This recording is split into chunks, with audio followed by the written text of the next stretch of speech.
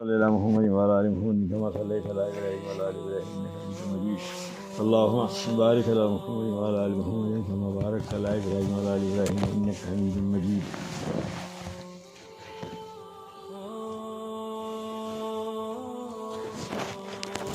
گزشتہ سے پیوستہ لیلۃ آج کے موضوع ہے لیلۃ القدر کے وجہ تسمیہ کہ لیلۃ القدر کو لیلۃ القدر کیوں کہتے ہیں، یہ نام کیوں رکھا گیا.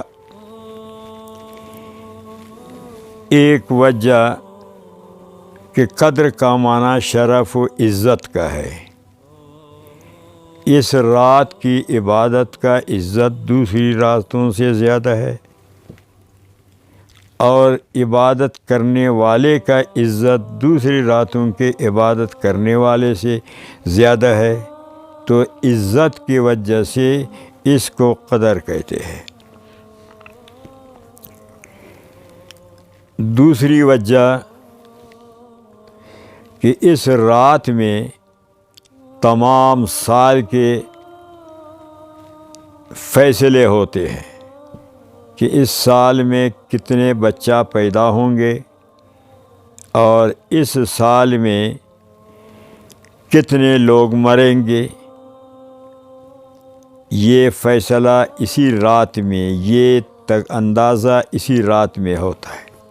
ہیں تو یہ سارے پہلے لوح محفوظ میں لکھے ہوئے، لیکن اللہ تعالیٰ اس رات میں ملائکہ فرشتوں کو اطلاع دیتے ہیں، بتاتے ہیں، کیونکہ فرشتے علم غیب نہیں جانتے. غیب تو کوئی بھی نہیں جانتا، چاہے ملائکہ ہو، چاہے انبیاء ہوں، اولیاء ہوں، علماء ہوں یا عوام الناس ہو. ایک دوسری وجہ یہ اسی ایک ہی وجہ میں کہ اس رات میں قحط سالی، آبادی، خوشحالی کا بھی فیصلہ ہوگا. اور اس رات میں صحت مانگنے والے کو اللہ صحت دیتے ہیں، رزق مانگنے والے کو اللہ رزق دیتے ہیں. کہ رزق کی وسعت، رزق کی تنگی یہ اللہ تعالیٰ کی طرف سے ہے، کسی کے اختیار میں یہ نہیں ہے.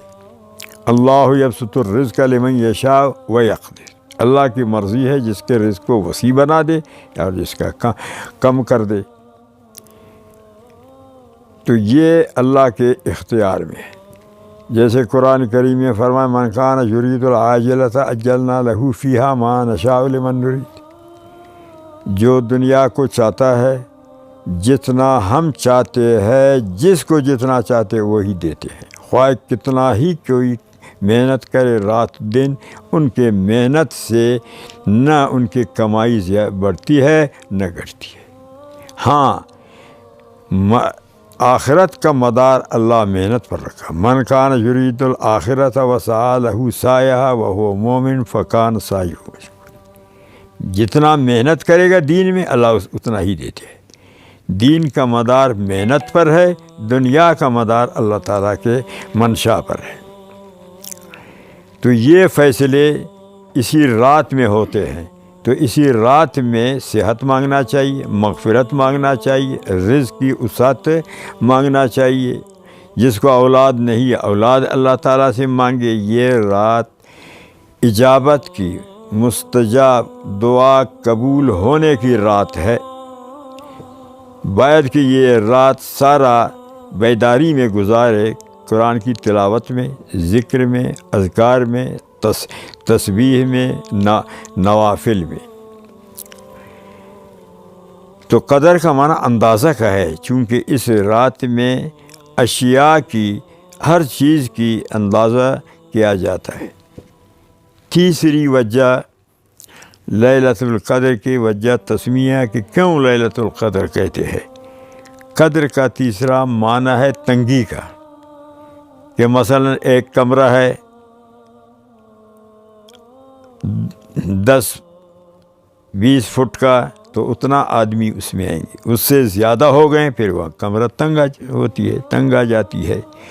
تو اتنا کثرت سے ملائکہ فرشتے اس رات میں اترتے ہیں کہ زمین تنگ آ جاتی ہے، کیونکہ ملائکہ اللہ تعالیٰ کی مخلوقات میں سے بہت کثیر تعداد میں یہ ملائکہ کی تعداد ہے، بہت ہے ان کی تعداد۔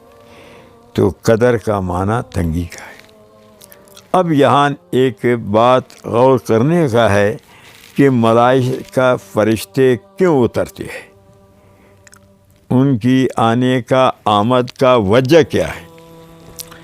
مختلف تفاسیر میں، جس میں تفسیر خازن بھی ہے، کبیر بھی ہے وغیرہ، انہوں نے وجہ لکھا ہے کہ جب اللہ تعالیٰ نے آدم علیہ السلام سے فرمایا انی جاعل فی الارض خلیفہ، میں زمین میں اپنا خلیفہ پیدا کروں گا، تو فرشتوں نے کہا اتجعل فیہا من یفسد فیہا ویسفک الدماء، زمینی جو مخلوق ہے انہوں نے جنات پر قیاس کیا ہے کہ زمین میں جو مخلوق آتی ہے تو وہ فساد کریں گے، جنگ و جدال کریں گے، خون ریزی کریں گے، تو ایسی مخلوق کی ضرورت کیا ہے۔ اور ہم ملائکہ فرشتہ نحن نسبح بحمدک ونقدس لک، ہمارا تو کام ہی تسبیح ہے، تقدیس بیان کرنا ہے۔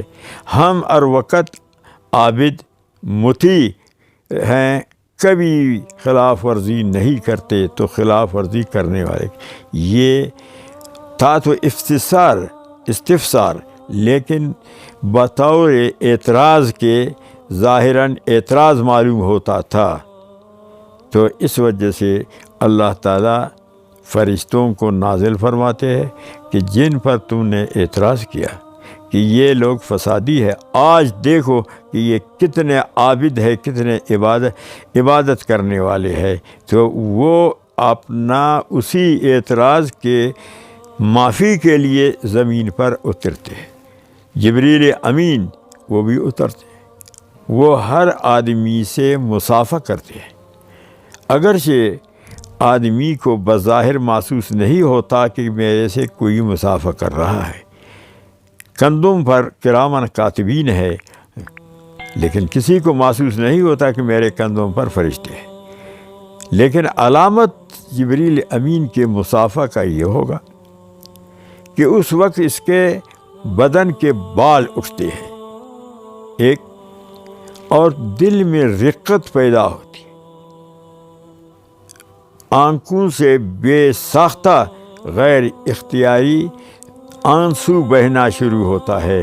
یہ جب جس کو یہ چیز حاصل ہو تو یوں سمجھو کہ جبریل نے اس سے مصافحہ کیا ہے، لیکن یہ اس وقت اس کو یہ رقت اور یہ آنسو بہنا حاصل ہوگا کہ وہ اپنے تمام سوچ کو، خیالات کو دنیا سے کاٹ کر صرف اللہ تعالیٰ کے طرف ہی متوجہ ہو، تو پھر یہ مقام اس کو حاصل ہوگا۔ تو لہٰذا یہ رات عبادت کرنے کی رات ہے، اس رات میں عبادت کرنا چاہیے، اللہ کو منوانا چاہیے، اللہ کو راضی کرنا چاہیے، آپ نے مستقبل کی زندگی کو اس رات میں خوشحالی کے لیے خوشحال بنانا چاہیے۔